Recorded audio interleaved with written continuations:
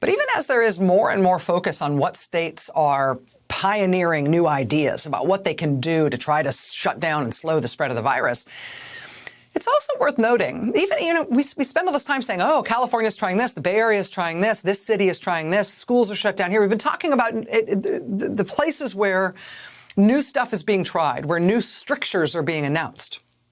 Look at it from the other side, though, too. It is worth noting that there's a bunch of states in this country that really aren't doing much at all. We checked with the National Governors Association today, which is tracking state-by-state responses.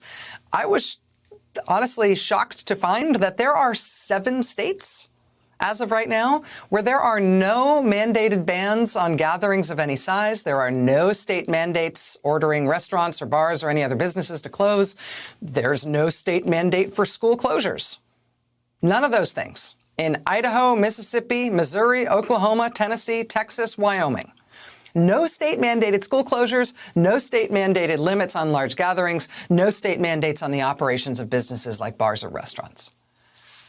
Now, in some of these cases, there are, non-binding recommendations, urgings, strong feelings expressed by leaders.